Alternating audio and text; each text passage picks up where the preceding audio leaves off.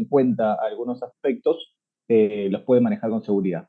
Y en el caso de que poniendo el tratamiento de primera línea o los diagnósticos de primera línea, cuando ahí no se puede resolver, ahí podrían derivar. ¿Sí?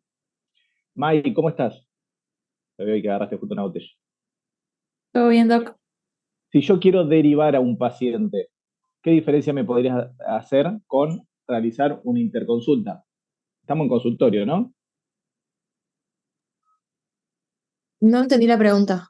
Claro.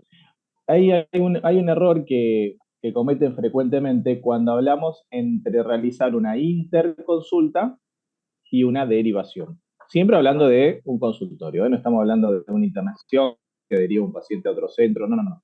Estoy en un consultorio. ¿Qué diferencia habría entre realizar una interconsulta o realizar una derivación de ese paciente con una patología X?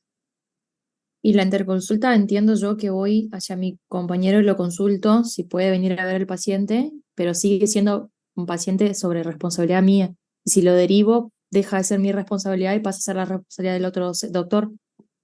Bien, lo único que esto está bien, creo que todos entendieron, lo único que te podría llegar a corregir es que estando en un consultorio, quizás ese profesional ni siquiera está en la misma institución, así que no vas a poder ir a hablar, pero sí podrías hacerle, que deberías, hacerle un pequeño resumen de historia en un recetario para explicarle por qué lo derivas.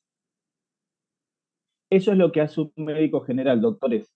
Por ejemplo, si yo trato una diabetes tipo 2, le puse el tratamiento de primera línea, por ejemplo, le puse metformina, el paciente anduvo mal, le puse actualmente glicacida, el paciente anda mal, lo paso a insulina, NPH, el paciente anda mal, le pongo insulina corriente, el paciente anda mal.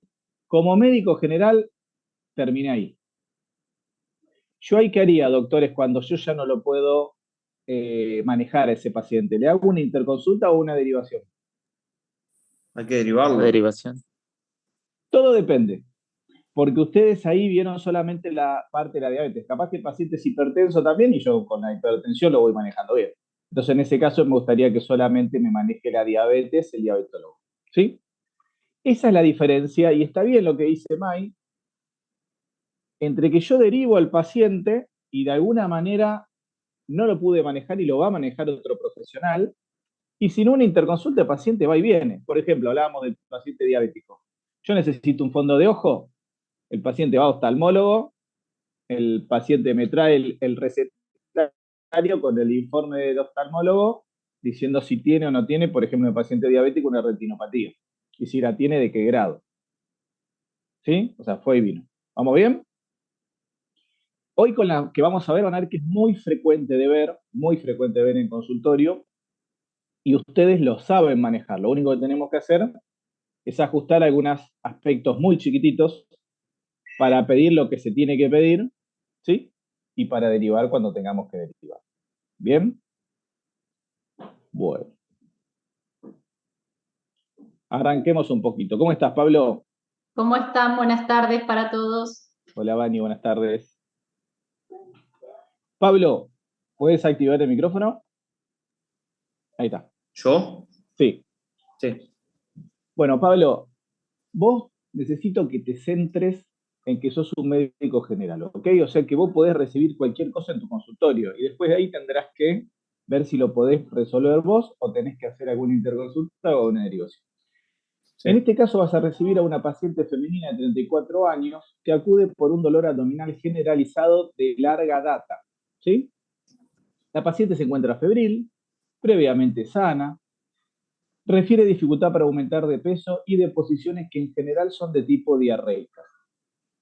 El examen físico tiene un buen estado general, está febril, buena mecánica ventilatoria, buena de entrada de aire bilateral, sin ruidos agregados, satura normal, la parte cardíaca es normal y el abdomen está distendido, depresible, levemente doloroso con los ruidos hidroaéreos aumentados.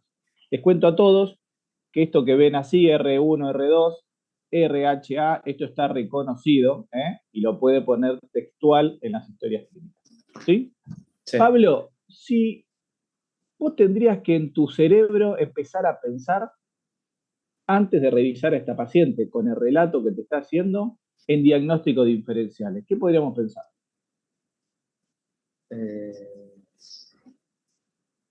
Lo primero que había pensado era una infección, pero la descarté cuando vi que estaba febril. Ok, y es de larga data. Si vos quisieras pensar en una infección, Sí. ¿infección de qué tipo? ¿Intestinal estás pensando?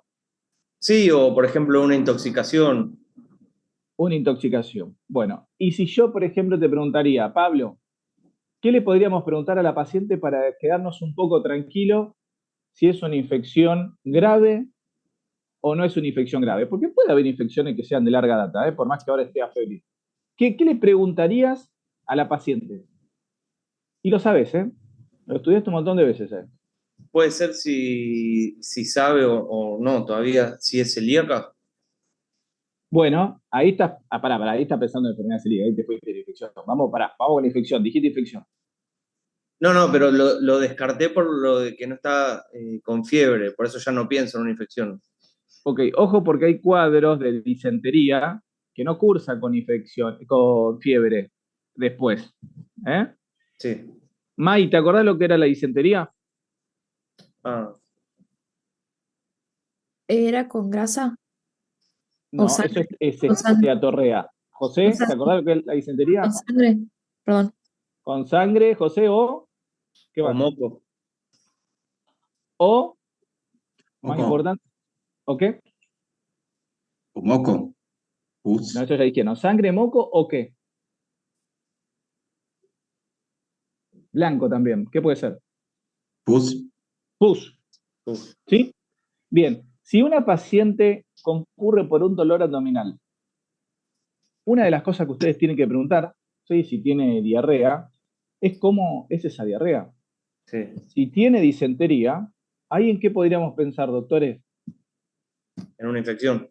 ¿De qué tipo? Porque ahí ya con una disentería, una mujer joven, argentina, vamos a pensar, ¿qué bacteria puede estar generando esto? Escherichia coli. Claro, ¿cuál? Si hay sangre, ¿qué tuvo que haber hecho? Enterohemorrágica. Exactamente, ¿sí? De hecho, cada vez que ustedes revisen una gastroenterocolitis o una colitis aguda o una diarrea aguda, lo que tienen que preguntar como para quedarse tranquilo y pensar que es viral es la característica de las heces, ¿sí? De hecho, ustedes saben que normalmente las diarreas no se tratan con antibióticos pensando en que su mayoría son virales. Algunos lugares dice 80%, otros 92%. La cuestión es que la mayoría son virales, entonces muy pocas veces tratamos con antibióticos, ¿sí? Bueno, Pablo, sigamos con los diagnósticos diferenciales. No, no sabe si es celíaca. ¿Qué otra cosa podríamos preguntar? Eh, Son diagnósticos diferenciales, ¿eh? Yo te podría decir, mira, colon irritable, enfermedad de Crohn, colitis ulcerosa. Es un diagnóstico diferencial, pero ¿sí? no tendrían que venir con. Bueno, sí, también puede ser gastritis. Puede ser gastritis, tal cual. Raro la gastritis con el tema de la diarrea, pero bueno, podría ser que venga acompañado. Sí. ¿Eh? Sí. Cuando en un final se les pregunta diagnósticos diferenciales, son diferenciales. Y después seguramente se le va a preguntar, bueno, Pablo, de todos estos diagnósticos, ¿en cuál pensás que puede ser el diagnóstico presuntivo? Enfermedad celíaca. Ok. ¿Pedirías algún examen complementario? Y así arranca la metodología. Y eso es lo mismo que te va a pasar en la práctica. Sí. ¿Sí? Vos vas a tener un montón de cosas. Bueno, también lo que hacemos a veces, tendríamos que contextualizar si este paciente lo estamos viendo en un consultorio mío, que sacó turno hace un mes, o estoy en una demanda espontánea, ¿sí? Demanda espontánea, para los que no saben, son los códigos verdes que se atienden en una institución. Si es una demanda espontánea, yo tengo que descartar lo más grave. Si esta paciente está diciendo que tiene diarrea, dolor abdominal, bueno, una de las cosas que tengo que descartar, a ver si esto no es un abdomen agudo. Si no es un abdomen agudo, tranquila, no está deshidratada, ionograma normal, bueno, se estudiará. Ahora, si yo estoy en mi consultorio, ahí la responsabilidad es un poquito mayor. Como decía un viejo médico, acá la pelota siempre cae en la misma cancha, ¿sí? No la puedo tirar. En la guardia sí, porque hoy lo veo yo, mañana lo ve Pablo, pasado lo ve Mai, ¿sí? Y le van a terminar diciendo al paciente, y pero usted tiene que sacar un turno por consultorio y lo tiene que estudiar, que no lo vea un médico distinto todos los días. En el consultorio es distinto, ¿sí? Bien, bien. Hipotiroidismo, Pablo, ¿podría ser? No, ¿Por qué? porque no tendría que estar aumentada de peso y esta paciente tiene dificultad. ¿Y qué otra cosa podríamos decir que no correspondería a hipotiroidismo? Las diarreas. Las diarreas. ¿Y hipertiroidismo, doctores? ¿Qué opinan?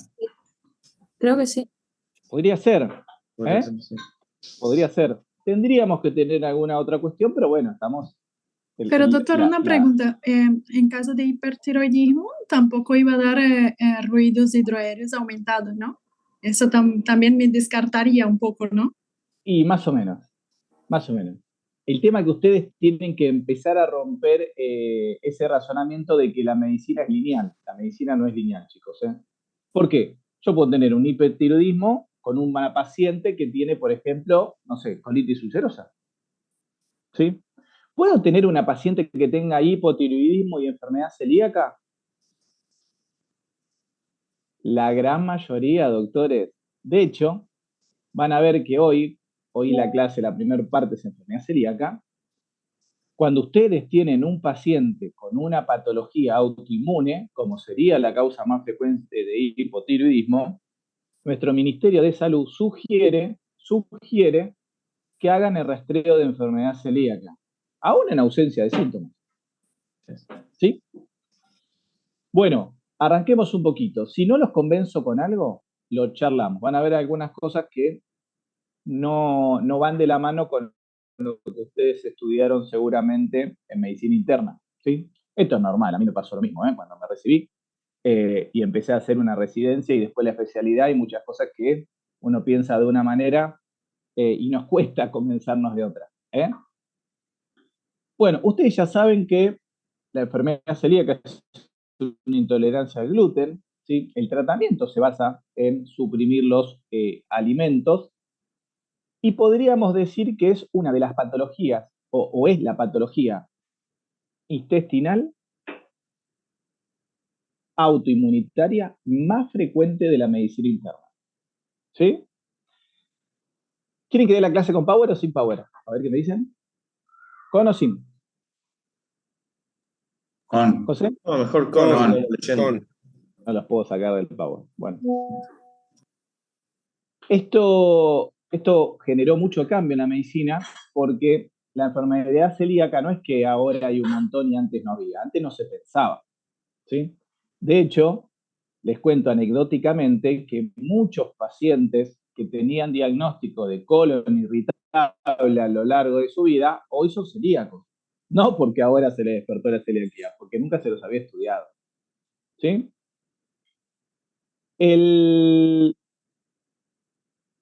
Los alimentos, esto ustedes ya lo saben, trigo, centeno, cebada y el tricalán.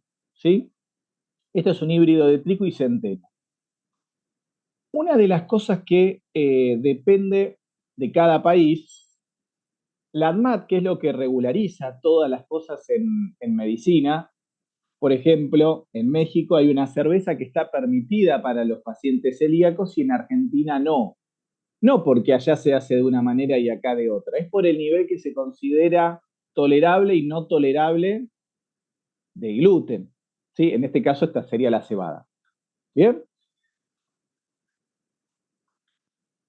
Eso voy a que no es todo igual esto en el mundo. Y la avena, en realidad, no debería generar ningún daño, ¿sí? A nivel intestinal en un paciente con intolerancia al gluten, pero en Argentina muchas veces viene con lo que se dice contaminación cruzada. O sea, los tanques que se utilizan muchas veces se utilizan para, por ejemplo, el trigo y también para la avena. Entonces en Argentina deberíamos desaconsejarlos también. Cuando acá dice la causa de la enfermedad es desconocida, pero su desarrollo contribuye a factores genéticos, el HLA-DQ2, DQ8. Esto se puede censar, doctores. Y este es el estudio genético que se puede llegar a hacer de la enfermedad celíaca. Obviamente que es caro, obviamente que no es accesible en cualquier laboratorio, pero se puede hacer también. ¿Sí? Yo les pregunto a ustedes, si uno no trata la enfermedad celíaca, ¿qué le puede pasar al paciente? Porque también hay que pensar eso, si yo no trato, más allá de que no aumenta el peso, que tiene dolor abdominal, que por ahí tiene deposiciones tirando a blandas, a líquidas, ¿qué más le puede pasar al paciente? ¿Qué opinan? Puede tener desnutrición por atrofia de las vellosidades, Bueno, ¿qué más? Más grave, ¿qué le puede pasar? Tumor, anemia, Más grave, ¿qué le puede pasar? Vitaminosis. Más grave. Todo eso pasa. Linfoma. Linfoma, doctores. ¿Sabían eso o no? Probabilidad de patología oncológica. ¿Sabían o no? Aumenta el riesgo relativo. Sí, porque el doctor Rey una vez comentó que tenía una amiga celíaca que dejó el tratamiento y pasado unos años se quedó con linfoma. Mirá, ¿vieron? O sea, hay muchas cosas que se desconocía de la enfermedad celíaca y se pasaba simplemente como un trastorno gastrointestinal. ¿Eh? Todo lo que ustedes lo dijeron es exactamente como lo fueron nombrando, ¿sí? O sea, al tener atrofia, dependiendo del grado de enfermedad celíaca, vamos a ver que hay diferentes grados, eso implica diferente grado de absorción. Obviamente que cuando tenemos el aplanamiento total de las vellosidades intestinales no se va a absorber o se va a absorber prácticamente nada. De hecho, cuando ustedes tienen una paciente femenina sexualmente activa con anemia de tipo ferropénica, que lo primero que pensamos es que es producto de sus menstruaciones, esa pérdida de hierro, muchas veces le ponemos hierro y la paciente no reapunta, ¿sí? No reapunta, no reapunta, no reapunta. Después está todo bien, ¿eh? No tiene abdomen distendido, el peso está con normopeso, termina dando muchas veces los anticuerpos positivos, ¿sí? Quiero que me sigan con este estudio para demostrarles qué grado de protagonismo hoy en día tienen los anticuerpos en la práctica ambulatoria. En estos años, entre el 2008 y 2009, se hizo un estudio que incluyó 2.219 niños entre 3 y 17 años, que en realidad concurrían por cosas sanas, digamos, por un control para ingresar a la escuela, para un club, ¿sí? Se le hacía un examen físico en donde se le solicitaba de manera complementaria un laboratorio. No teniendo en cuenta ningún antecedente de los pacientes, previo consentimiento a los padres, se les solicitaba anticuerpos para enfermedad celíaca. Del total de las muestras realizadas, que a todos se les sacó sangre, todos aceptaron, se les realizó anticuerpos de tipo antitransglutaminasa de tipo IgA.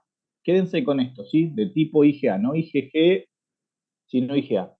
A los casos positivos para enfermedad celíaca, se le realizó también anticuerpos antiendomicio también de tipo IgA. ¿Bien? De todos estos, 29 muestras fueron positivas. En los dos casos, eso quiere decir que dieron antitransglutaminasa positivo y también antiendomicio. No hubo ningún problema. No es que uno dio positivo y el otro negativo. Todos esos 29 dieron positivo.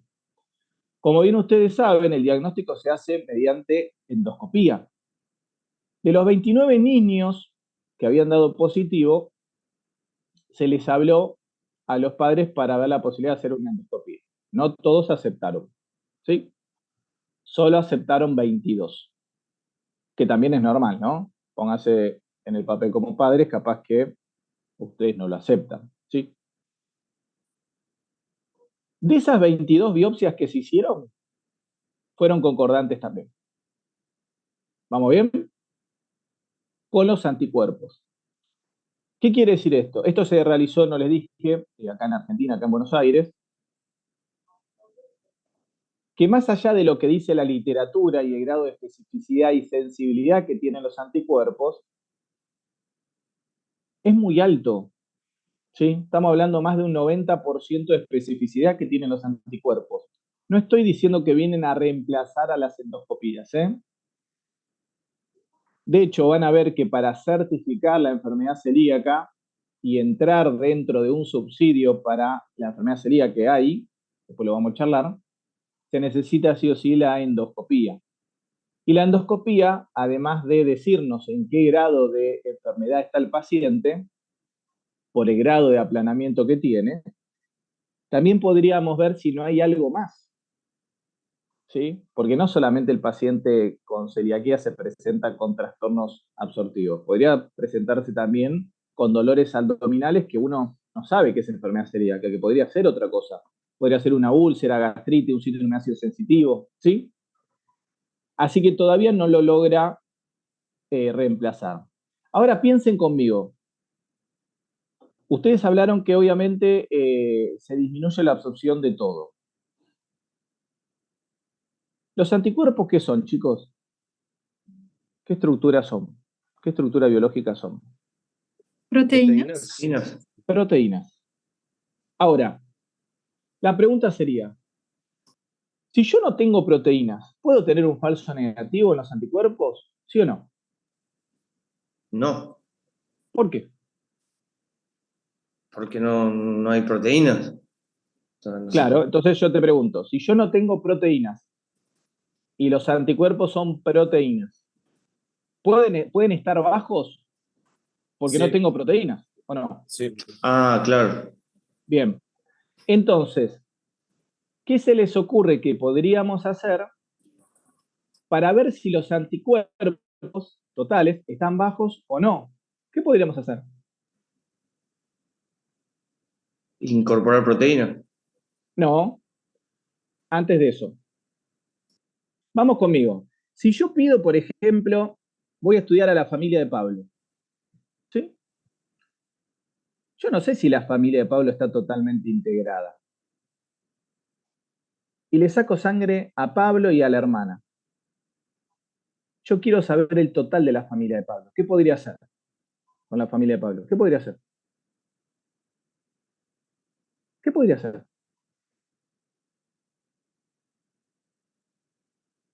Vamos. Si sumamos a toda la familia de Pablo, ¿qué les parece? Ahí podría saber cuántos son. Lo mismo tendría que hacer con los anticuerpos. Por eso le decía que se queden con los IgA, porque yo puedo pedir IgA total, para ver si está normal. Si IgA total está normal, yo sé que eso si es positivo o negativo, es verdad. Si IgA total está muy bajo, yo ya no le puedo dar bolilla a los anticuerpos. Porque si me da negativo, no es negativo porque no tienen la enfermedad celíaca. Puede ser que no tengan la enfermedad, pero puede ser que estén muy bajos. Doctores, esto es muy importante que lo entendamos. ¿Lo entendieron o no? ¿Sí o no? Ok. Ok. Le pedís directamente IgA total. Por eso les decía que los anticuerpos que pidan, tanto el antitransglutaminasa como el antiendomicio, sean del mismo tipo. En este caso, IgA. Pido IgA total me vendría a venir normal para poder darle importancia al resultado de estos anticuerpos. ¿Seguiste, Gonzalo? ¿O no? ¿Sí o no?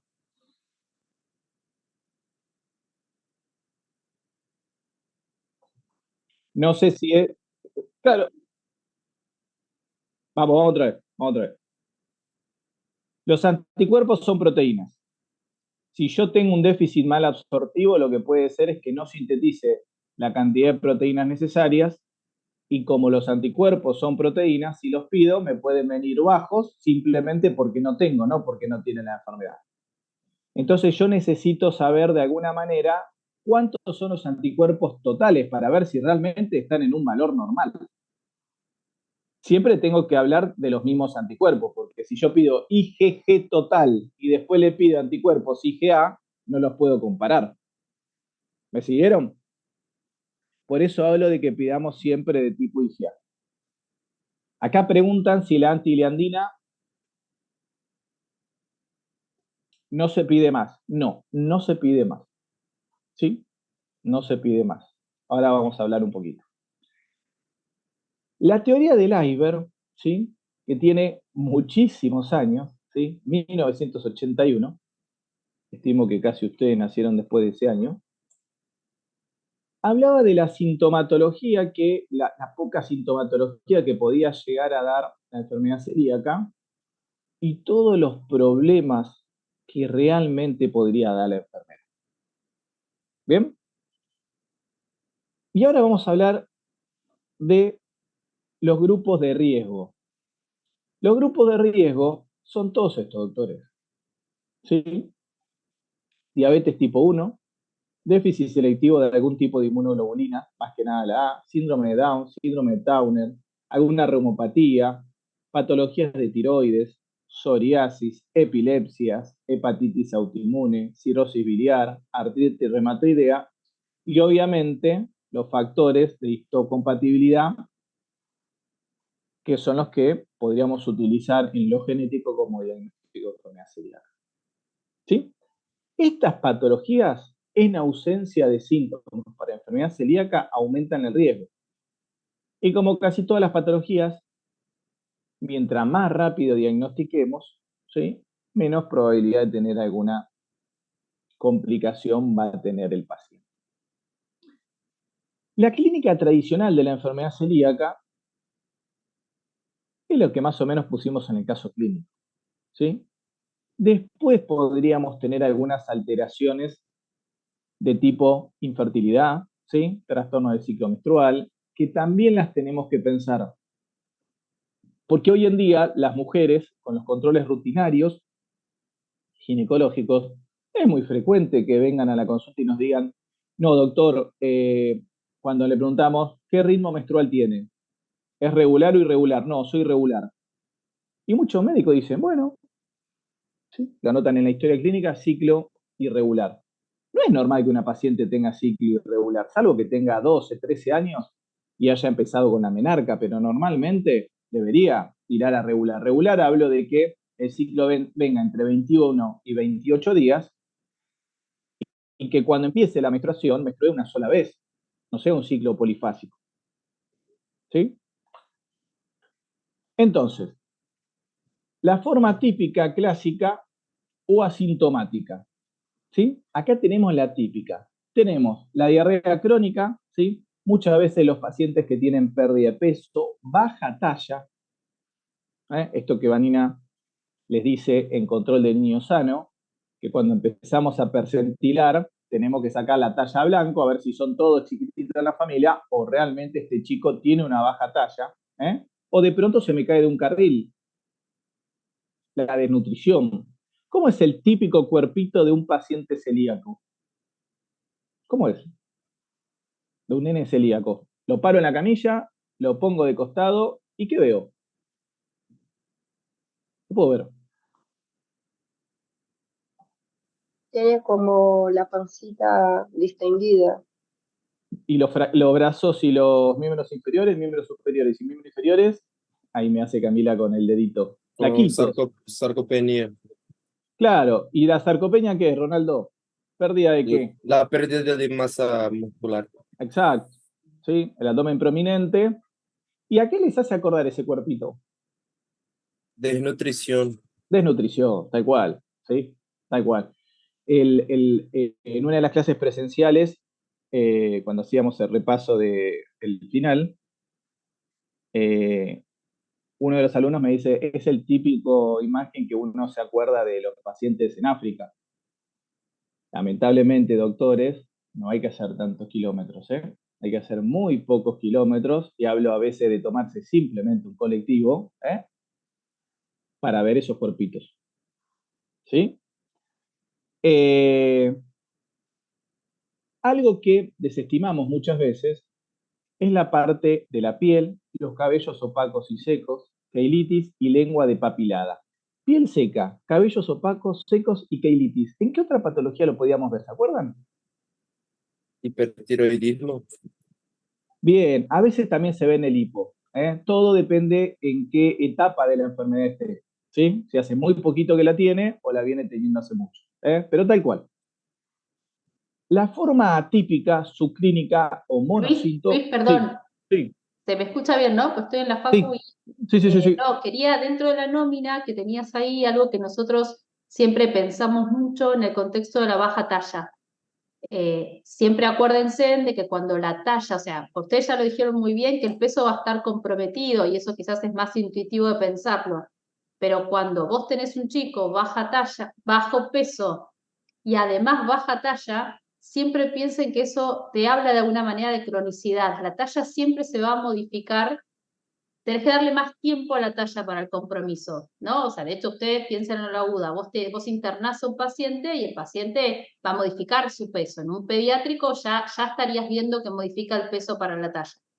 Pero cuando siempre hay baja talla, van a ver que en el estudio de la baja talla, más si el chico viene con bajo peso, uno debería descartar celiaquía siempre, ¿sí? Y vieron que en general la curva, que ustedes siempre pueden llegar a ver en un pediátrico, puede no estar, pero son chicos que hasta los 6 meses vieron la curva viene bien. Y después de los 6 meses, en el peso, aclaro, el peso, se empieza a quedar y empieza a caer. ¿Vieron esa que siempre decimos cuando cruza más de 2 percentilos? ¿Sí? Eso es patológico. Bueno, eso verían en el peso. Pero si el chico no lo diagnosticás, a la larga, además, se va a cortar. ¿Sí? Va a quedar bajo peso y va a quedar, en definitiva, baja talla. Siempre la cronicidad, la patología crónica, puede afectar la talla. Bueno, y en la forma atípica, ¿sí? Acá vamos a tener más que nada síndromes o síntomas, más que nada extraintestinales. Y acá a veces en el hospital viene algún residente y dice, no, le dio todo bien, pero mirá las enzimas hepáticas, ¿sí? Acá puede aumentar las transaminasas. Y no estoy hablando como una hepatitis, ¿sí? Estoy hablando de que tengan, por ejemplo, 150 de GOT, 160 de GPT, ¿sí? Aumentos bastante inespecíficos. Que está bien, le vamos a pedir serologías para hepatitis, no digo que no, pero pensar también en que puede llegar a tener enfermedad celíaca. Acá era lo que les decía, que muchas veces se le pone tratamiento para una anemia ferropénica, se le pone tratamiento con sulfato ferroso y la paciente no reapunta. En una anemia, doctores, ¿se acuerda lo que se pedía para poder clasificarla? Vamos a poner una anemia totalmente inespecífica. No sé qué tiene, sé que solamente que tiene hemoglobina y hematocrito bajo. ¿Qué le pido a una persona? Por ejemplo, la del caso clínico, una persona joven, sexualmente activa, femenina. Los índices hematimétricos. Bien, esa sería una. ¿Qué más le pido? Perfil férrico. Perfil férrico, ¿qué sería? Ferritina, transferrina. Transferina. Ferritina, transferrina y saturación. ¿Sí? ¿Qué es lo que más difícil va a ser de reponer en una anemia ferropénica?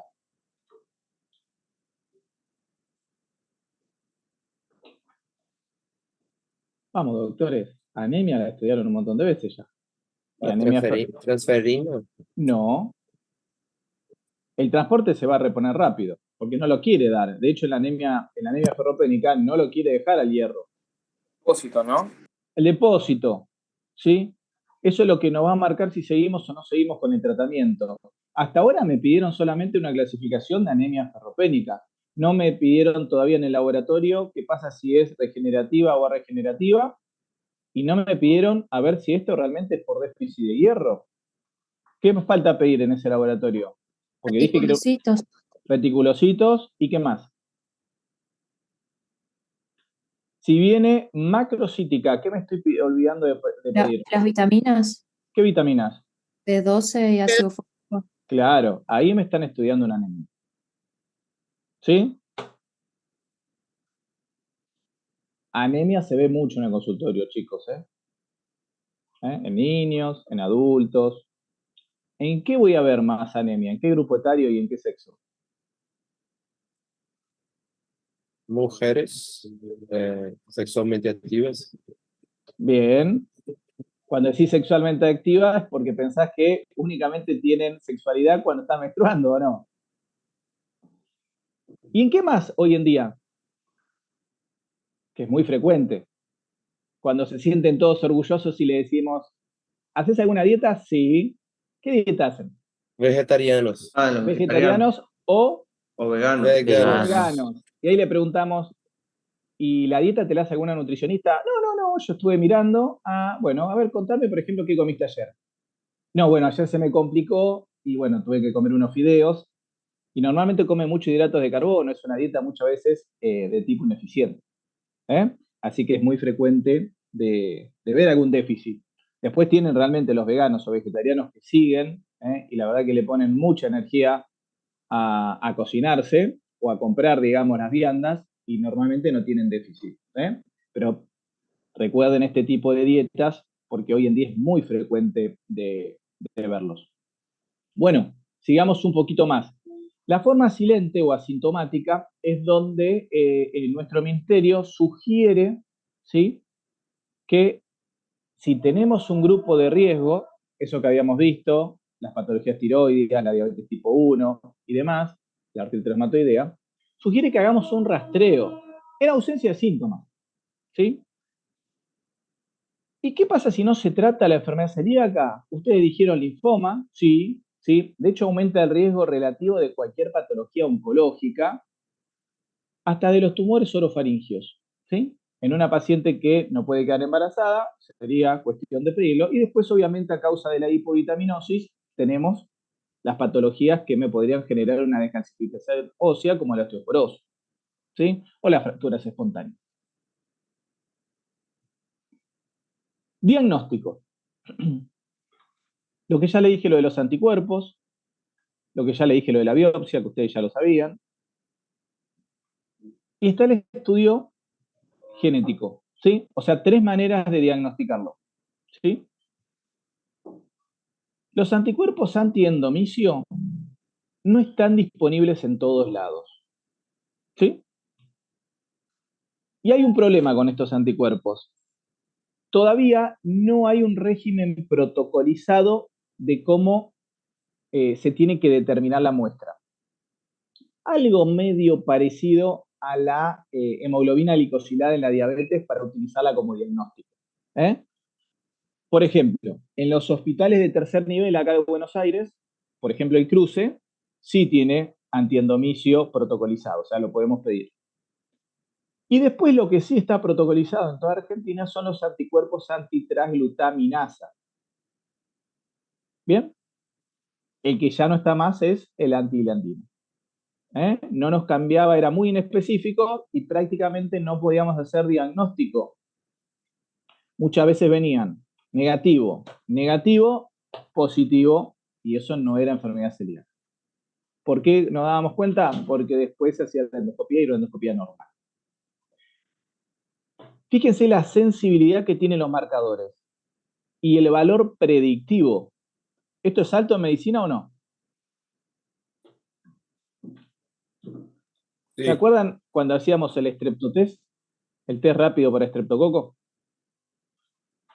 ¿Qué sensibilidad tenía? ¿Se acuerdan? Más o menos. Porque todos lo hacen. Nadie duda. Da negativo y nos quedamos tranquilos, esperan el cultivo. No llega al 75%. ¿Sí? Así que esto podríamos decir que es muy alto.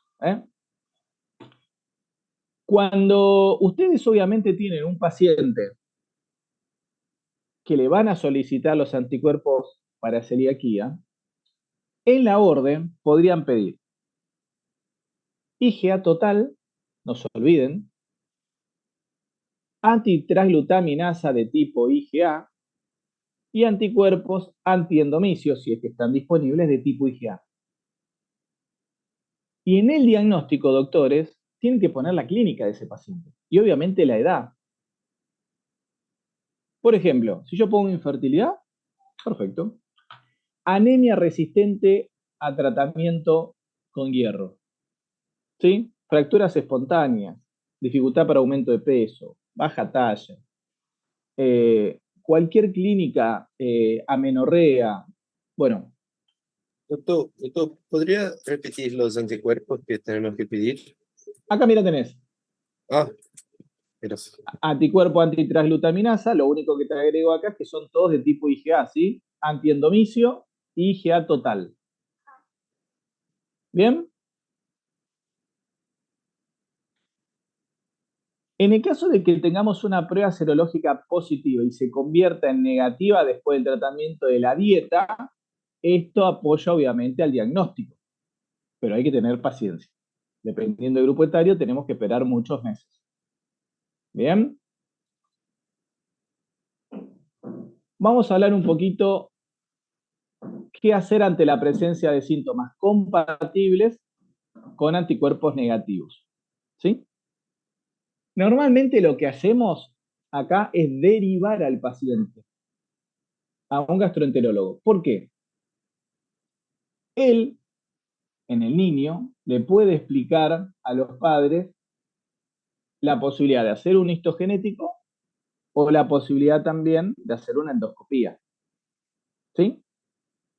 En el adulto, lo que yo hago, por ejemplo, en una de las obras sociales que trabajo, es solicitar yo la endoscopía ya digestiva alta.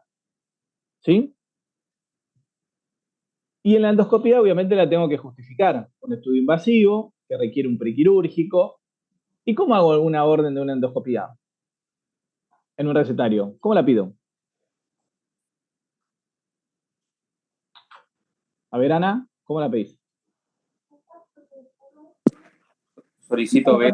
Pongo el nombre del paciente, la clínica y solicitación de videoendoscopía. Y está incompleta. ¿Qué falta? Con sedación.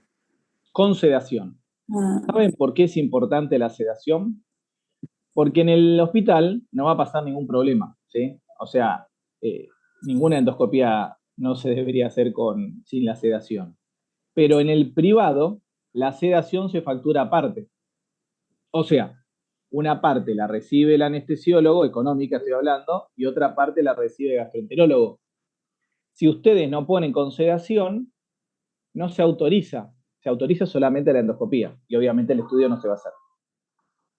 ¿Bien? ¿Tengo que especificar que va con biopsia o ya saben ellos? Bueno, buena pregunta. Depende de dónde trabajes. Normalmente, les explico algo que yo desconocía hasta no hace muchos años, son módulos. Por ejemplo, el módulo de gastroenterología contempla algunas cosas.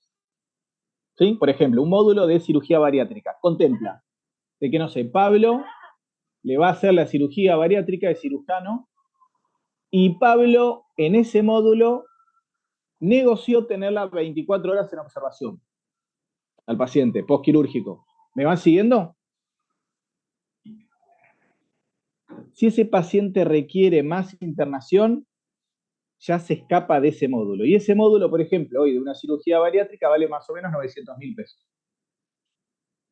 ¿Sí? Entonces, Pablo dice, bueno, yo negocié esto como profesional. Yo me quedo 24 horas con el paciente, le hago la cirugía bariátrica, queda 24 horas en observación, después se le da el alta y me viene a ver de manera ambulatoria.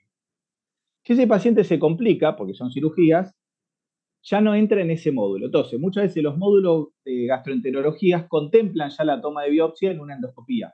Entonces no hay que aclararlo. Pero la sedación nunca va a contemplar el módulo porque la hace otro profesional. ¿Me siguieron? Que sería en este caso el anestesiólogo. ¿Sí? Bueno, eso no tienen por qué saberlo en realidad, pero porque bueno, son cosas de la práctica. Es como que estaríamos hablando ahora de un recibo de sueldo futuro de ustedes. Pero bueno, para que más o menos vayan poniendo. En el caso de que ustedes estén en duda, ponen con toma de biopsia. No está mal. No es que le van a rechazar la receta. Igual en la práctica el gastro también tiene su criterio y si considera, o sea, por más de que la orden no lo diga, toma la muestra él.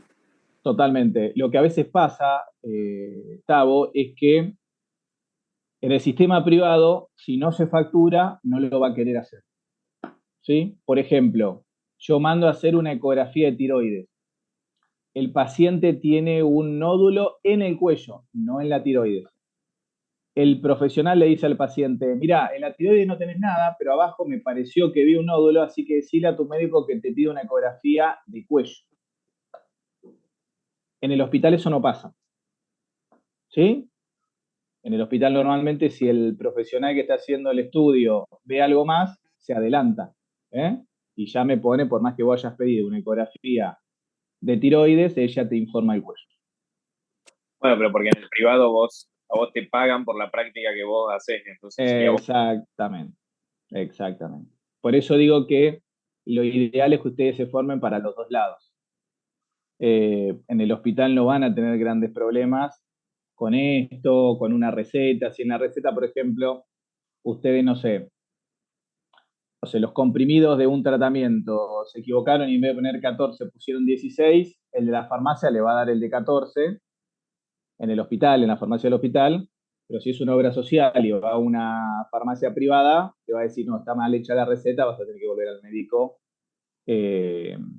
para que te la rehaga, o para que te la arregle. Sí, sí.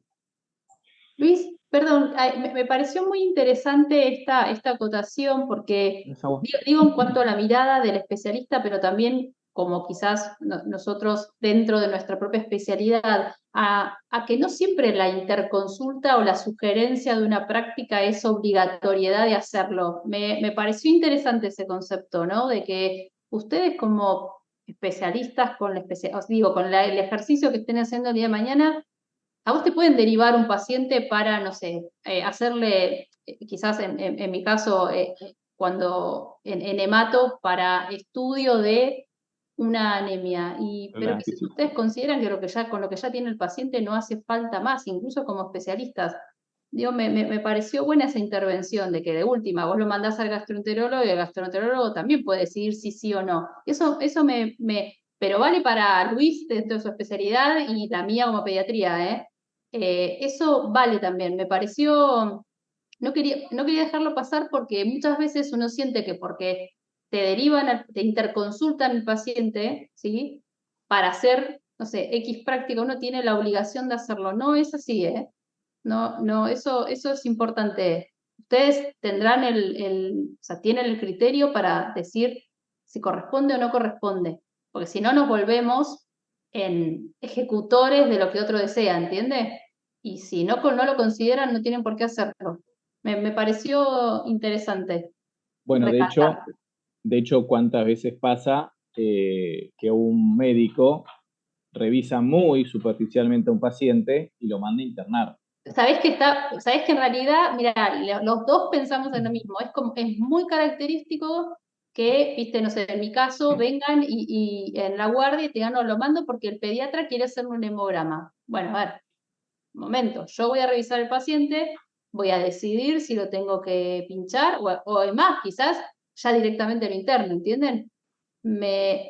Pensé en lo mismo, en lo mismo. Así que justo con la intervención de Tavo me vino a la cabeza. Así que nada.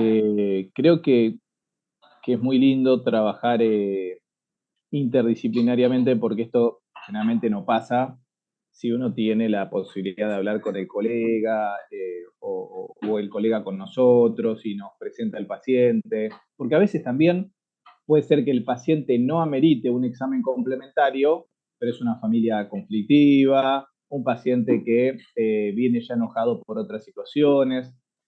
A veces también por esa presión del paciente. Claro, sí, hay que contemplar todo.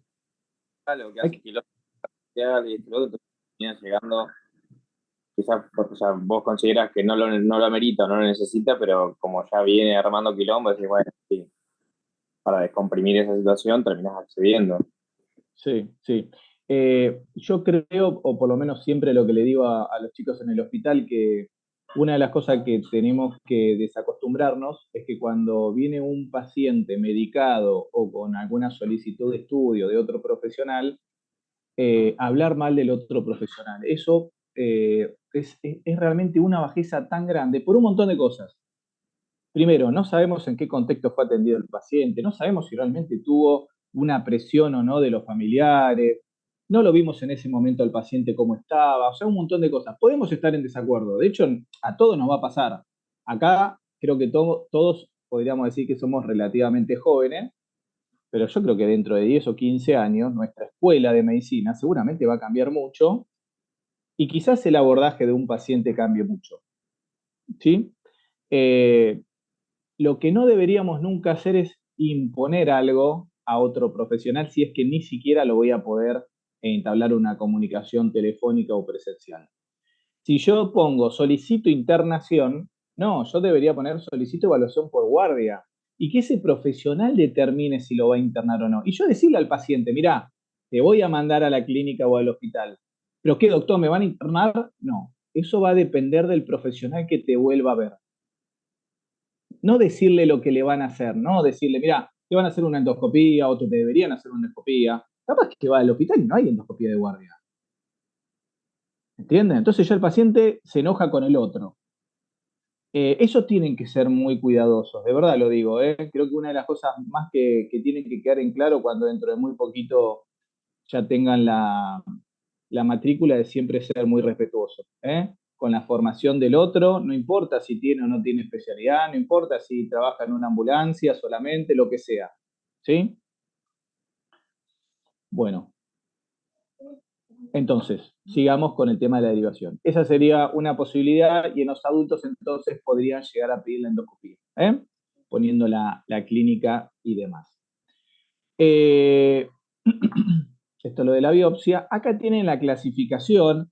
Si bien se clasifica de 1 a 4, por suerte, el número mayor corresponde directamente al aplanamiento total, pero más allá de esto, el tratamiento no va a variar. La dieta va a tener que estar.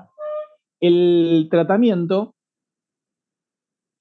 que uno dice, bueno, listo, tratamiento de la enfermedad celíaca es la dieta libre de gluten. Hoy en día se sabe que debería tener un abordaje de tipo interdisciplinario. ¿Por qué? Imagínense en un nene, ¿sí? Que tiene, no sé, 5 años, 6 años, y normalmente tiene unos 30 cumpleaños por año. ¿Sí? Sí, tienen una vida muy activa. El que no es papá, pónganse las pilas porque van a ver que lo tienen que llevar a unas 30 veces a los cumpleaños y normalmente son los viernes, los sábados y los domingos. Imagínense que no puede comer nada de lo que sirve en los cumpleaños. ¿Sí?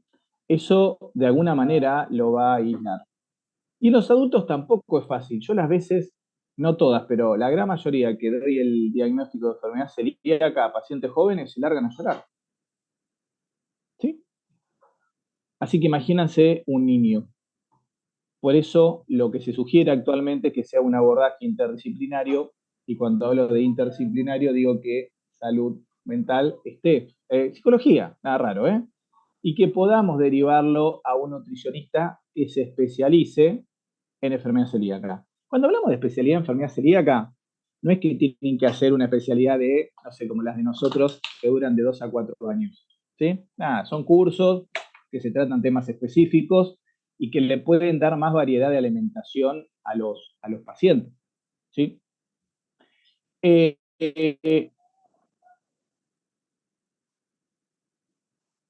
Cuando hablamos de la dieta para celíaco, es una dieta cara. ¿Estamos todos de acuerdo con esto o no? Un paquete de fideo para alguien celíaco más o menos vale 3 o 4 veces más que un paquete de fideos común. Esto se llevó al Congreso, se saca una ley en donde los pacientes con enfermedad celíaca diagnosticada por endoscopía se le daría un subsidio. Este año ascendió a 7.806 pesos por mes. Que quizás esto en marzo era una cosa y ahora en diciembre sabemos lo que es, ¿no? O sea, 7.000 pesos ir al supermercado. Eso no cubre nada. Totalmente. ¿Sí? Por eso a veces cuando escucho, porque vieron que los argentinos, no sé cómo serán los brasileños, capaz que es igual, ¿no? Pero es como que nosotros sabemos de todo, nos ponemos a hablar de fútbol y sabemos cómo sacar a la selección campeona, nos ponemos a hablar de salud y sabemos cómo solucionar todos los problemas de salud. Somos grandes opinólogos. Claro, claro. Y por ahí cuando estén en un hospital van a ver que las mesas en el office médico siempre son mesas numerosas. ¿Sí? Podríamos hablar siempre que el office médico tiene más o menos entre 7 8 profesionales. Y muchas veces opinamos de salud pública cuando mandamos a nuestros hijos a atenderse al privado, ¿sí? O hablamos de educación pública cuando mandamos a nuestros hijos a colegios privados. Entonces, esto pasa lo mismo. Que está bueno que esté esto, sí, pero no este monto. ¿Se entiende? Y usted dice, ¿y por qué no se actualiza? Y porque no tiene una prioridad. ¿Bien? Entonces, si una persona gana aproximadamente unos 200.000 pesos por mes, que es lo que gana un trabajador de comercio, un oficinista, ¿cómo hace para gastar en una dieta para su enfermedad? ¿Sí? No le alcanza. Y uno le diría, bueno, come más frutas y verduras. No, es que también está caro. Y eso le va a pasar mucho en el consultorio que ustedes indican un tratamiento. Primero que muchas veces le va a pasar con la dieta, que el paciente no lo puede seguir, y después con los tratamientos farmacológicos. A mí me pasa mucho con los tratamientos con aerosol terapia. Ustedes quieren poner un tratamiento actualizado, por ejemplo, para el asma, y el paciente no lo puede costear. Quieren poner un tratamiento actualizado para el EPOC, y el paciente no lo puede costear. Entonces nos quedamos siempre con las drogas de primera línea, que nosotros sabemos perfectamente que el paciente no va a andar bien. Pero no tenemos otra cosa. Y al principio la naturalizamos, pero después empieza a doler un poco, de verdad les digo. Porque cada vez se hace obviamente más habitual. Bueno, vamos a repasar algunas cosas de enfermedad celíaca. Primero, recuerden que el paciente celíaco no va a tener solamente anemia ferropénica, puede tener anemia de trastornos crónicos, ¿sí? ¿Puede tener anemia macrocítica? Sí. ¿Puede tener anemia ferropénica? Sí. ¿Puede tener anemia normo-normo? Sí. Todo depende del estado o el tiempo evolutivo de la enfermedad. ¿Bien? No se gasten mucho en poner tratamientos farmacológicos, ¿sí? Con polivitamínicos y demás, sin hacer realmente una dieta para celíaco. Y algo que no hablamos, que es importante, esperen que, no me acuerdo en qué diapo está. Bueno, se los digo. Una de las maneras de ver cómo va evolucionando el paciente, obviamente que va a ser con la clínica, ¿sí? El paciente se va a empezar a sentir un poquito mejor. Y ese poquito mejor va a hacer que los dolores abdominales van a disminuir y nosotros, si queremos solicitar anticuerpos nuevamente, va a depender, digamos, de la edad que tenga el paciente. Le puedo decir que para redondear, entre niños y adultos, después de 2 años, los anticuerpos ya están negativos si hace la dieta, ¿sí? Después, dependiendo del grupo etario, muchas veces a los 6 meses ya se negativiza. Las vellosidades tardan aproximadamente 1 año para empezar a normalizarse. O sea, que si bien el paciente se va a empezar a sentir bien a corto plazo, para que todo se restablezca tenemos que esperar un tiempo importante. Las mujeres, porque recuerden que es más frecuente mujeres que en hombres, lo primero que se van a empezar a dar cuenta es que empiezan a aumentar de peso, el cuerpo les empieza a cambiar, el pelo les empieza a cambiar, la piel les empieza a cambiar y el ciclo menstrual se empieza a regularizar. ¿Sí? Así que, importante eso. No siempre se pide una endoscopía control, eso también es verdad. Una vez que se hizo la endoscopía diagnóstica, no siempre se pide una endoscopía control, porque muchas veces el laboratorio empieza a mejorar más allá de la clínica. Pero si quiere, lo pueden pedir. Si lo quieren pedir, a los 2 años se le podría pedir. ¿Qué dice Tano acá? Yo una vez vi hacer una resonancia de cerebro porque lo que decías hoy de la presión. Le iba mal en matemáticas, claro. Sí, podría pasar. Bueno, ¿de celiaquía alguna duda? Pablo Adrián. Sí. ¿Alguna duda? No. ¿Vamos bien? Bueno, muy frecuente de ver celiaquía en el consultorio. Vamos a ¿Como hablar síntoma típico puede dar constipación? No, no es el síntoma típico. Acordate que clínicamente se clasifica en 3 tipos, ¿sí? La más frecuente normalmente es el que habíamos visto como caso clínico, pero no, generalmente no da constipación. Ojo porque la enfermedad celíaca puede estar acompañada de otra patología, ¿sí? Por eso digo, nosotros estamos hablando ahora de enfermedad celíaca como única enfermedad. Y el paciente puede tener hipotiroidismo y enfermedad celíaca, ¿sí? Por eso hablábamos de algunas patologías que aumentarían el riesgo de tener enfermedad celíaca y hipotiroidismo es una, que es una muy frecuente. ¿Cuál era la causa más frecuente de hipotiroidismo? ¿Se acuerdan? ¿Se acuerdan? ¿Cuál era la causa? ¿Hashimoto? La carencia de yodo, ¿no era? Y si en Argentina tenemos... Hashimoto. ¿No era ¿Y Hashimoto qué es? ¿Y qué es Hashimoto? una tiroiditis? ¿De qué O sea, causa? anticuerpos Autoinmune. que actúan contra- Autoinmune, tal cual, tal cual. El déficit de yodo en Argentina no es muy frecuente porque tenemos varias cosas con yodo. Por ejemplo, que Brenda, ¿qué tenés compensado con yodo acá en Argentina?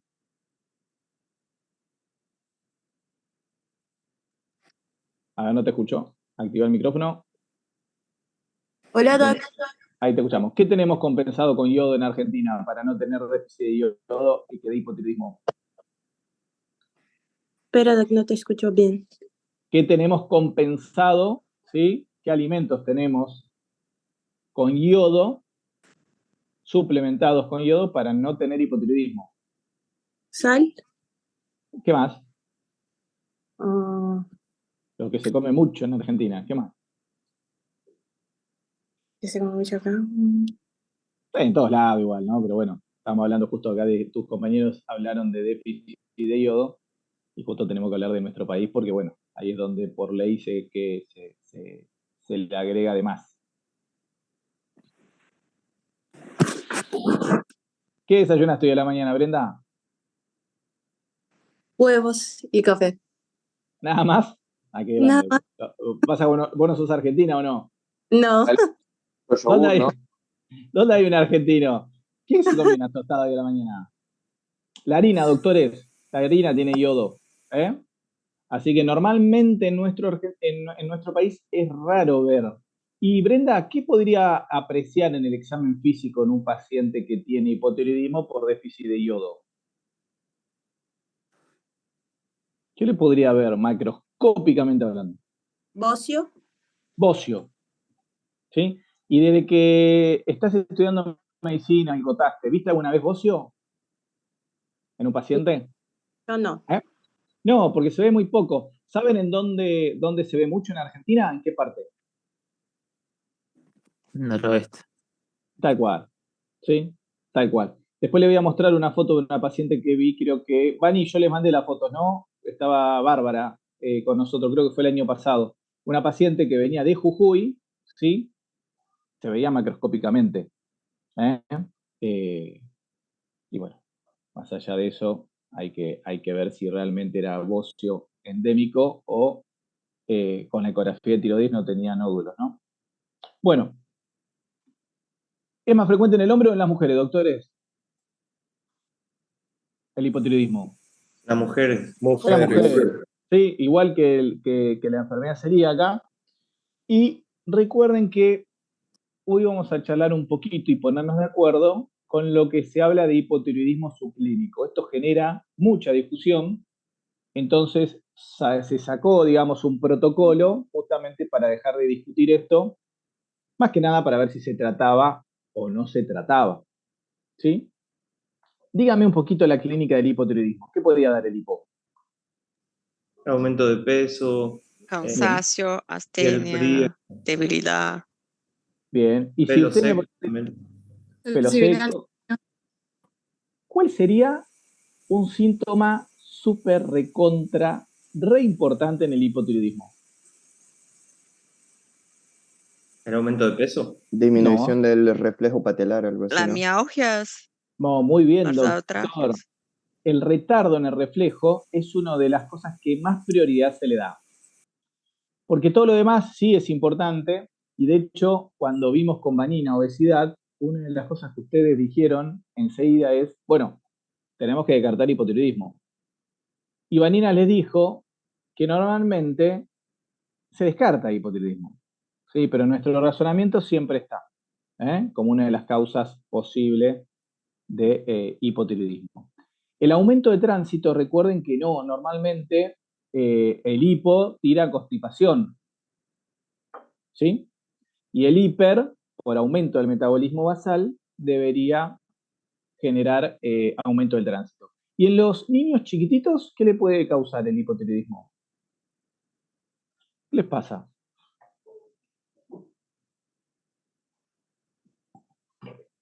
¿Por qué es importante? ¿Se acuerdan, no, lo que era el FEI? El hipo, por ley, antes de salir, ya sale con una muestra de sangre para ver si tiene hipotiroidismo. ¿Por qué es tan importante ver si de bebés tienen hipotiroidismo? Si no lo tratamos, ¿qué podría pasar además de ser nenes chiquititos? ¿Qué podría pasar? Neurológicamente, ¿qué puede pasar? Todos se acuerdan que la tiroides controla el metabolismo basal, ¿no? O sea, todo. ¿Qué puede pasar en un chico? Vamos. Fácil. Neurológicamente. ¿Cómo está un paciente con hipotiroidismo totalmente descompensado? ¿Un paciente que piensa rápido o un paciente que piensa lento? Lento. Lento. Y les cuento que el daño neurológico casi siempre es irreversible. O sea, son chicos que madurativamente no avanzan. ¿Sí? Esto es cuando ustedes ven todos los exámenes que le vamos haciendo hasta el año, ¿sí? No hablo de examen complementario, sino el examen físico.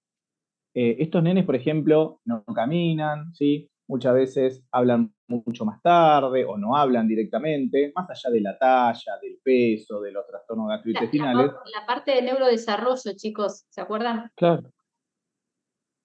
Digo importante porque cuando ustedes revisan, esto lo vimos en control del niño sano, una de las cosas que le pedimos, no importa el tiempo, si nosotros le abrimos la historia clínica al mes y medio, a los 2 meses, a los 3, cuando nos llega a nosotros, hay que pedir el resultado del FEI.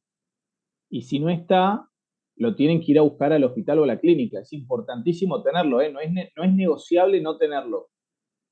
¿Alguna duda con esto? Costó eso, es importante. ¿Sí?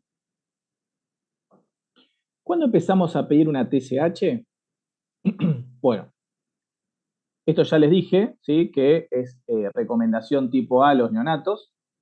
Y después en los adultos en realidad no está indicado por edad, sino por sintomatología. Esto quiere decir que yo la puedo pedir a los 13, a los 50, a los 70, por primera vez, sacando, digamos, la parte de bebés, ¿no?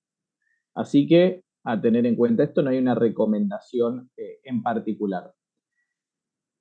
Cuando hablamos qué tipo de anemia podría tener un hipotiroidismo, ¿qué piensan? De los trastornos crónicos.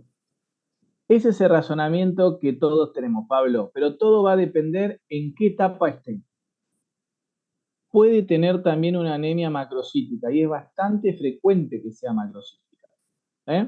Así que ojo con eso, no se queden solamente con el pensamiento de trastornos crónicos. Es una de las más frecuentes, sí, pero todo va a depender, Pablo. Si vos tenés un paciente que todos los años lo ves y de pronto te manifiesta o vos ves algo en el examen clínico que te puede hacer pensar en hipotiroidismo, sabiendo que el año pasado era normal, ese paciente no va a tener trastornos crónicos todavía. ¿Sí? Claro.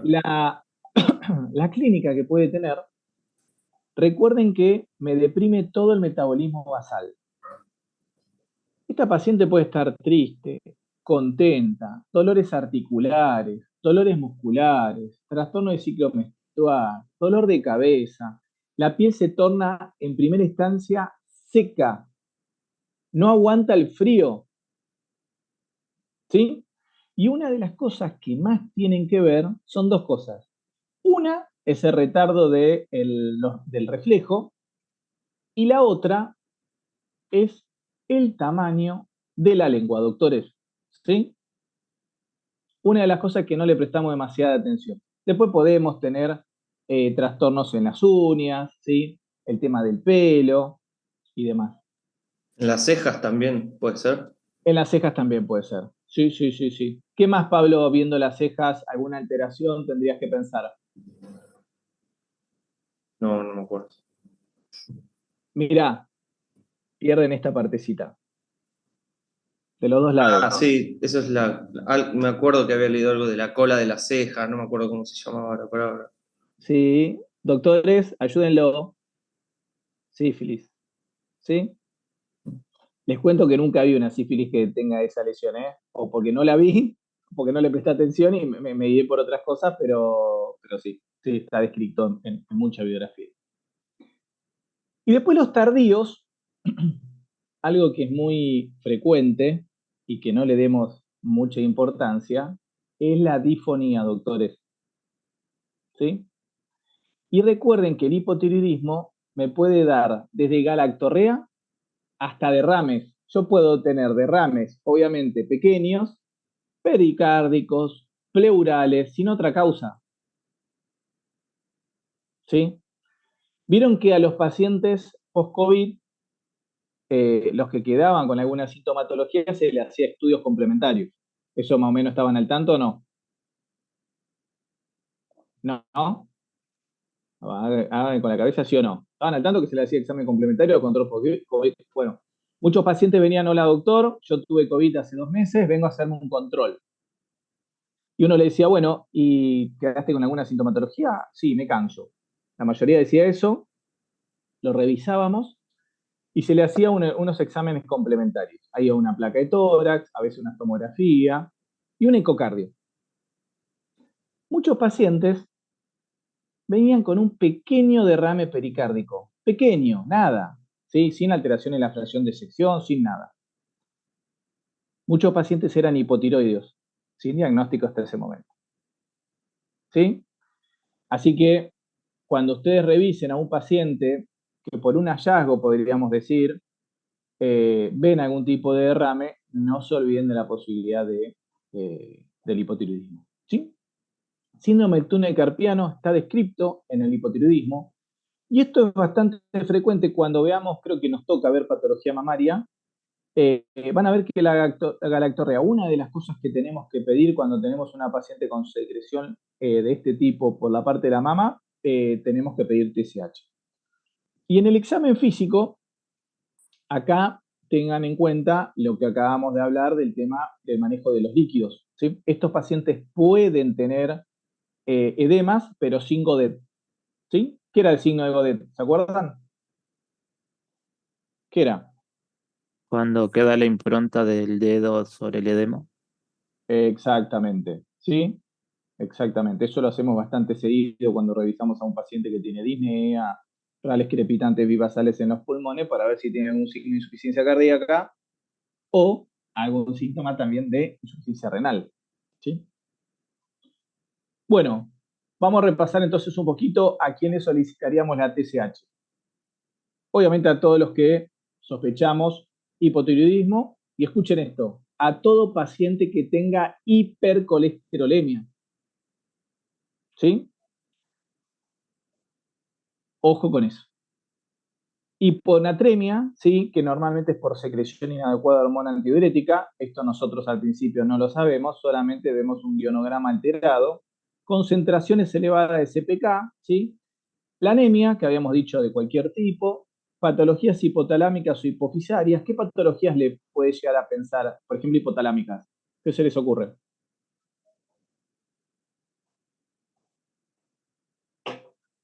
¿Qué se les ocurre? Hipotálamo.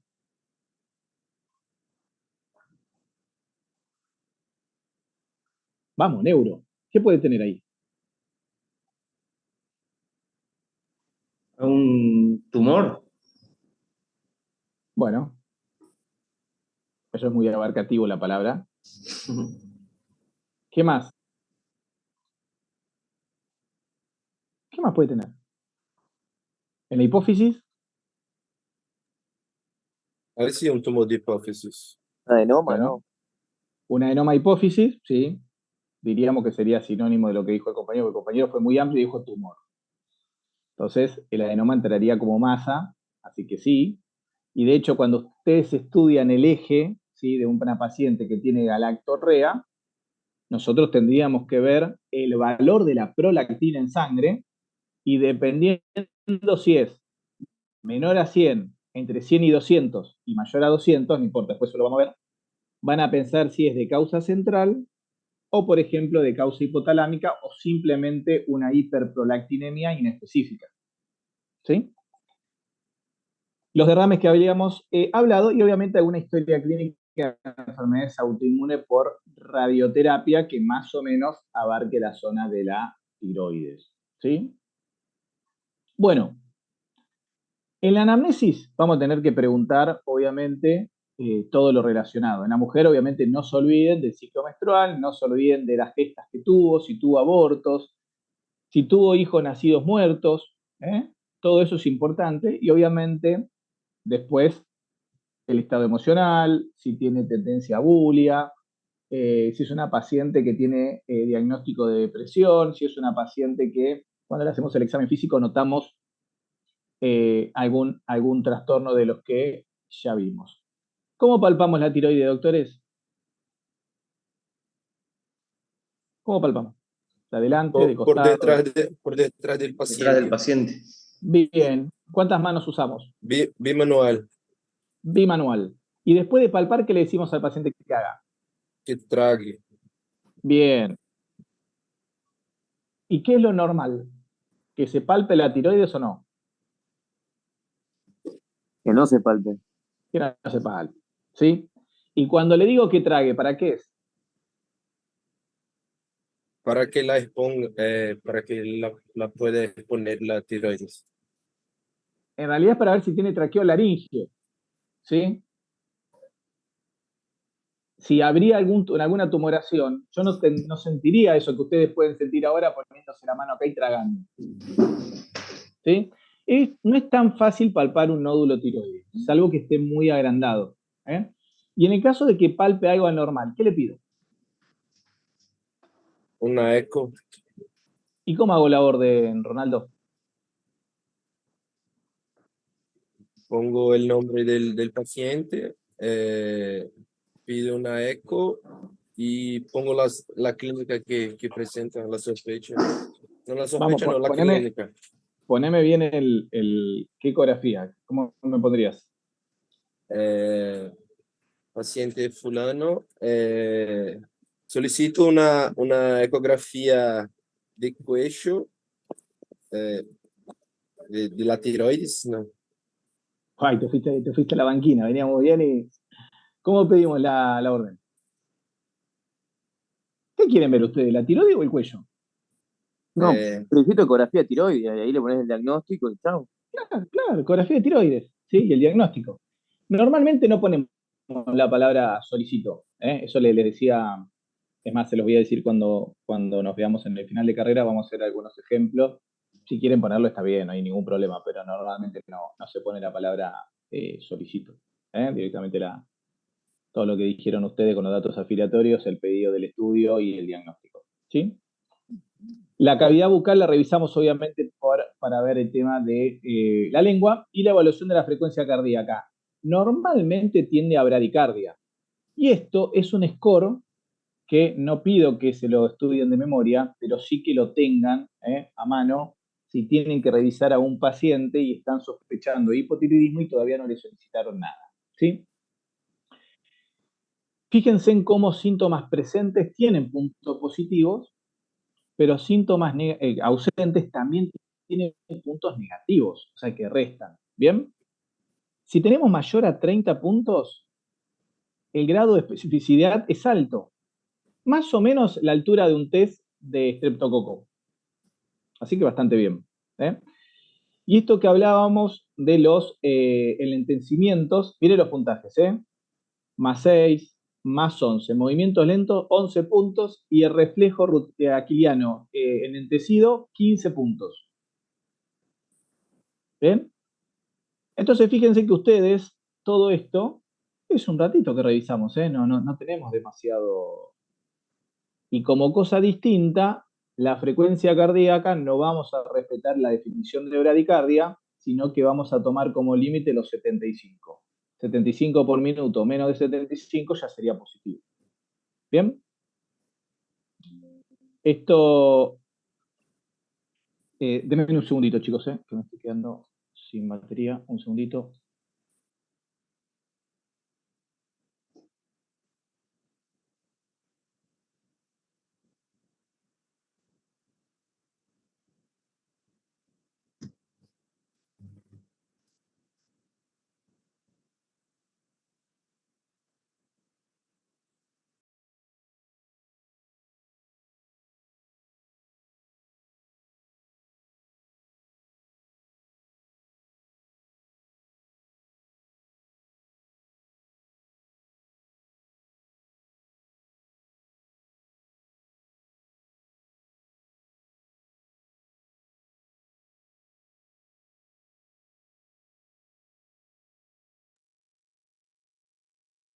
Escuchen, tomó dos segundos hasta que venga Luis. Quedó entonces o sea, a ver, dentro de lo que es hipotiroidismo y pediatría, la importancia del FEI. ¿Se acuerdan cuáles eran las otras del FEI, además de hipotiroidismo?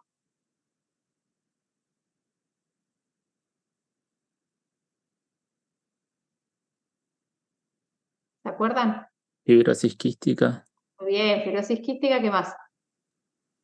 Hiperplasia suprarrenal congénita. Bien.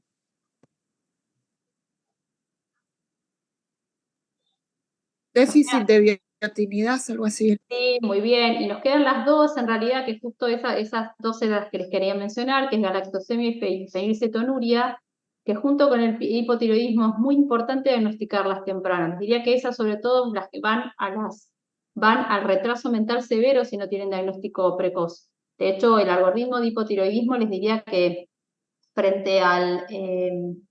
vieron que el FEI es algo que nosotros tomamos a las 48 horas y de que dentro de ese primer mes de vida el resultado va a estar. Cualquier prueba que se informe como dudosa, eso hay que confirmarlo. ¿Se acuerdan? Son pruebas de tamizaje. Entonces se confirman. Y incluso frente a ese resultado, hasta la confirmación dentro de lo que es hipotiroidismo, uno estaría habilitado y debe empezar a tratar. Tomás las pruebas para confirmar el diagnóstico y podrías empezar a tratar. Está el retraso, o sea, el compromiso del neurodesarrollo que rápidamente tenemos que tratar. No es algo que se pueda aspirar. Suyo, Bueno, Luis. Metí la no, importancia del Facebook. me preocupé porque en la computadora 9 pensé que no me cargaba, no, estaba desenchufado. Bueno, obviamente que cuando ya están sospechando, lo que hacemos en la práctica es solicitar una TSH. Hay dos tipos de TSH, se tiene la TSH y la TSH ultrasensible. La diferencia es que la ultrasensible es un poquito más específica en el valor y muchas veces nos serviría, primero, para un hipertiroidismo y segundo, cuando nos cuesta mucho ajustar la dosis de levotiroxina. ¿Sí? Miren qué fácil. Ustedes tienen la sintomatología, le solicitan en primera instancia TSH. ¿Sí? TSH elevada, ahí tienen que solicitar T4 libre. No T3, no T3 reversa, T4 libre. T4 libre baja, tengo hipotiroidismo. T4 normal es hipotiroidismo subclínico. ¿Sí? Y obviamente que si tenemos la TSH normal, el paciente no tiene nada. Entonces, vamos a repasar. En primera instancia solicitamos TSH. No TSH y T4. Usted dice, doctor, pero yo le pido todo en primera instancia para no volverlo a pinchar. Sí, lo que va a pasar es que si hacemos un estudio de 1000 pacientes, van a ver que normalmente nos estamos equivocando y gastamos un recurso más.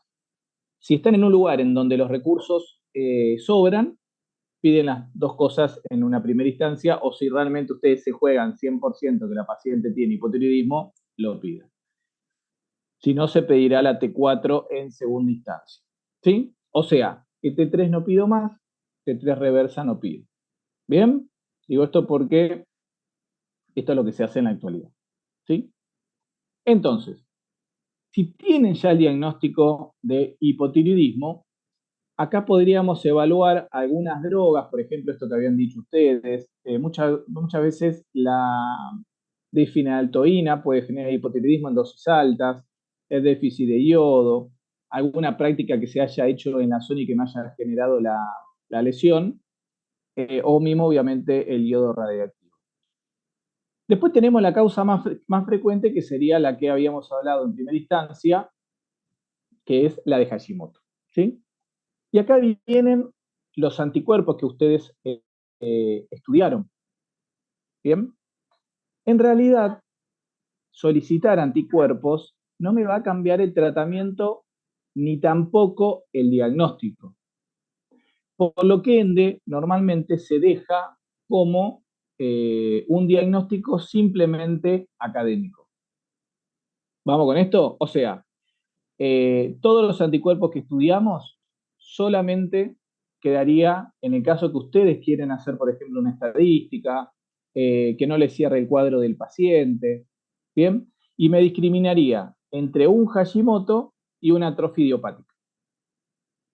¿Ok? ¿Me siguen con eso o no? Doctores. Porque normalmente en el libro de medicina interna se pedía todo. ¿Bien? ¿Podría repetir, por favor? ¿Cómo? Ahí se escuchó muy bajito. ¿Se puede repetir, por favor?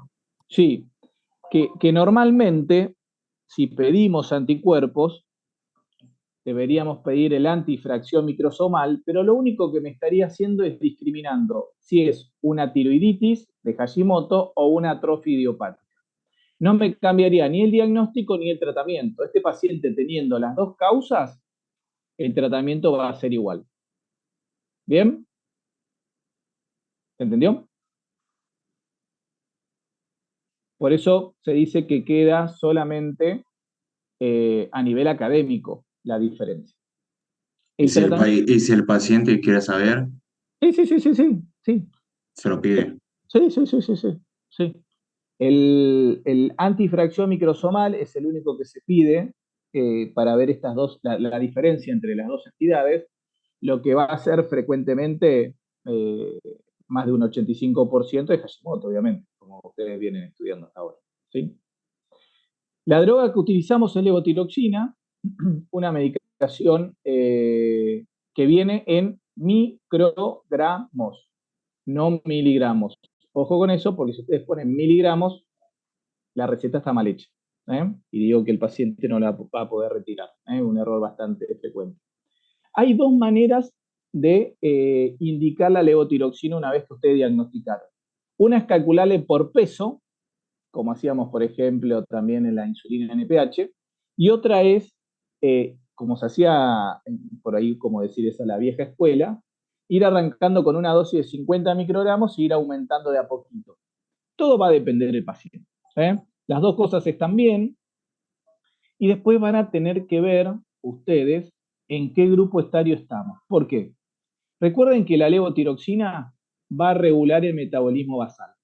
O sea, que si yo tengo una persona joven, el metabolismo basal está muy activo. Si yo tengo una persona muy añosa, el metabolismo basal va a estar bastante tranquilo o deprimido. Entonces las dosis normalmente no van a ser igual. De hecho, les cuento que en una embarazada hipotiroidea, el requerimiento cuando queda embarazada de levotiroxina es un 50% mayor. ¿Sí? O sea, si la paciente venía tomando 100 microgramos día, queda embarazada, yo sin mediar nada le aumento a 150. Eso está bien reglamentado. ¿Y qué quiere decir esto con el tema del metabolismo basal dependiendo de la edad? Si yo tengo un paciente añoso, generalmente las dosis van a ser dosis bajas. Si yo me paso de la levotiroxina, ¿qué le puede pasar al paciente? ¿Qué síntomas puede tener? Taquicardia, el simpático muy activo. Claro, podríamos decir que nos pasamos a síntomas de hipertiroidismo. Hoy en día, las formas, las presentaciones de la levotiroxina antes venían de A25, o sea, 50, 75 y así. Hoy en día tenemos dosis intermedias. Eso está buenísimo porque es mucho más fácil acomodar la dosis porque aumentamos de a 12, 12,5, entonces muy poquitito, ¿sí? Entonces el paciente normalmente no experimenta síntomas desfavorables. Entonces, pueden calcularle a 1,6 o tener en cuenta el grupo etario, ¿sí? Normalmente los niños los maneja plenamente el endocrinólogo. Pero esto, doctores, lo tienen que manejar ustedes. No van a tener grandes problemas. Y les pregunto, si por ejemplo ustedes medican con levotiroxina, le dicen que venga a los 2 meses, le vuelven a pedir la TSH. TSH alta, ¿me indica que me falta dosis o me sobra dosis? TSH alta, ¿me indica que me sobra dosis o me falta dosis? Falta la dosis, ¿no? ¿Estamos todos de acuerdo? Sí. ¿Todos sí o no? Sí. No creo no creo que la TSH tiene que estar normal porque va a hacer feedback negativo en el eje. Cuando está bien, cuando la Sí. dosis es correcta. Si la dosis no es correcta, pregunto, TSH alta, ¿me falta más dosis o tengo que bajarle la dosis? Falta dosis. Falta. Bien, esto con seguridad, doctores, ¿sí? Porque va a ser nuestro termómetro de cómo vamos con el tratamiento.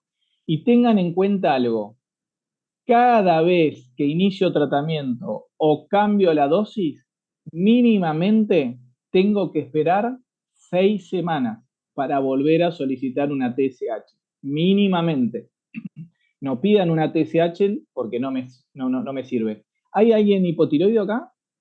¿O hipotiroidea? Yo. Bien, contanos un poquito. Cuando te hacen la extracción de TSH, ese día, ¿qué tenés que hacer en particular?